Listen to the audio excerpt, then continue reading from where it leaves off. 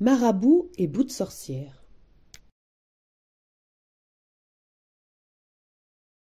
Au cœur d'une bien sombre forêt vit Fulberte la sorcière, solitaire et déprimée. Un soir, sans crier gare, Amadou le marabout vient frapper à sa porte, pensant trouver une fameuse fée. Fulberte n'ose le détromper, mais Amadou est médusé face à cette drôle de fée juchée sur son balai déchaîné. Comment faire quand on est une sorcière pour se transformer en adorable fée? Marabout et bout de sorcière de Véronique Massenot et Muriel Kerba aux éditions Gauthier-Languereau.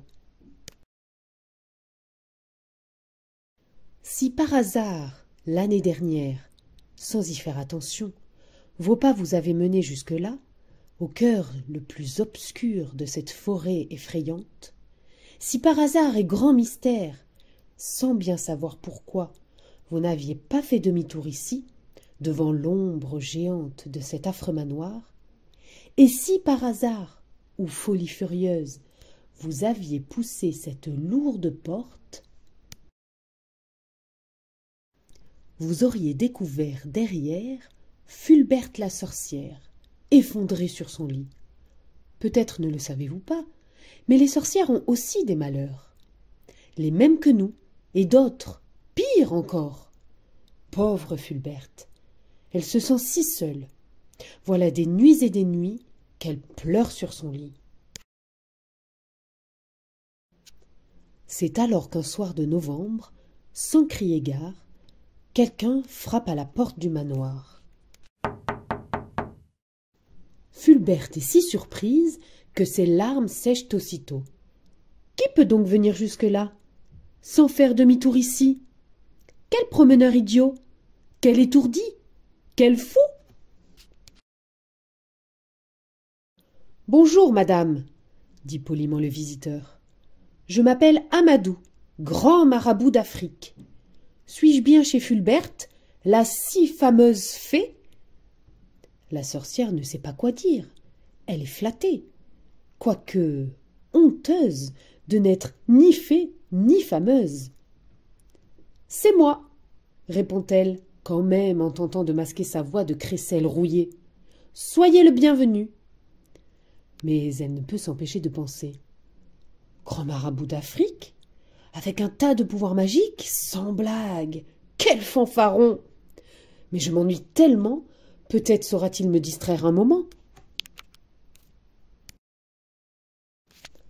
Faisant sa plus belle grimace, la sorcière invite Amadou à s'asseoir sur son sofa défoncé. « Voyons, voyons, dit-elle en farfouillant dans son réfrigérateur. Que puis-je vous offrir à boire? Un demi-verre de ce jus de viscère? Un fond de bouillon croupi, 12 ans d'âge? À moins qu'une petite tasse de bave de limace ne vous fasse plaisir? Avec ou sans sangsue? » Le marabout, qui est un homme bien élevé, n'ose pas refuser. Il s'assoit et il boit. Mais il ne peut s'empêcher de penser. Tout de même, quelle drôle de fée! Elle n'est pas du tout comme je l'avais imaginé. Moi qui rêvais de la demander en mariage. Il me faut réfléchir davantage. Et que puis-je pour vous? Grogne Fulberte, essayant d'être aimable. Rien de spécial. On m'a beaucoup parlé de vous, et j'avais très envie de vous faire une visite amicale, voilà tout, bafouille le marabout. Vraiment? Comme c'est gentil, maugrit Fulberte. Quand repartez-vous?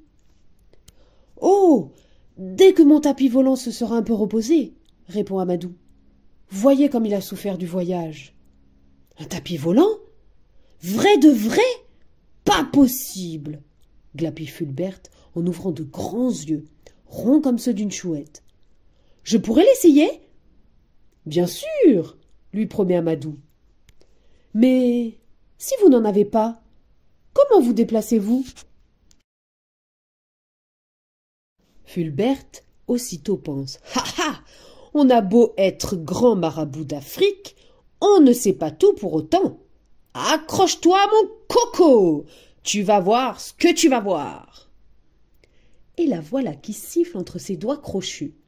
Son vieux balai hirsute et rongé par les vers fonce illico sur elle.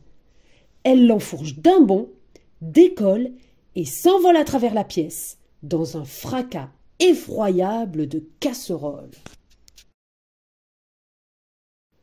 Amadou, qui s'est d'abord prudemment jeté sous la table, se met à rire, mais à rire. Il pense « Ma parole, elle est folle. Dire que j'ai fait tout ce chemin pour venir demander sa main. Mais quel idiot! Ce n'est pas une fée, c'est une sorcière enragée. » Fulbert, toujours à cheval sur son engin déchaîné, n'en croit ni ses yeux ni ses oreilles. En catastrophe, elle atterrit dans la poubelle. C'est un miracle. Jamais de toute sa pauvre vie de sorcière souillon, malgré ses sortilèges, ses mauvais sorts, ses filtres et ses potions, elle n'avait réussi cet exploit. Faire rire quelqu'un. Et peu à peu, elle se laisse emporter par le grand fou rire d'Amadou. Et peu à peu, tandis qu'elle rit, son visage se transforme. Sa bouche tordue se détord, son nez crochu remonte un peu, ses joues grises rosissent, ses yeux se plissent et se remplissent de petites étoiles d'or. Bientôt, Fulbert n'a plus l'air ni folle ni sorcière. Le marabout en reste bouche bée, ouvre de grands yeux ronds comme ceux d'un hibou. Tous deux se sourient gentiment. « Cher Amadou, je vous aime beaucoup. Cher Fulbert, vous me plaisez vraiment. » Alors, si par hasard un jour vos pas vous menez jusque-là, surtout non, ne faites pas demi-tour. Venez, la porte est grande ouverte. Fulbert et Amadou, la sorcière et le marabout, vous recevront dans leur joli manoir, au cœur le plus joyeux de cette charmante forêt. Fin.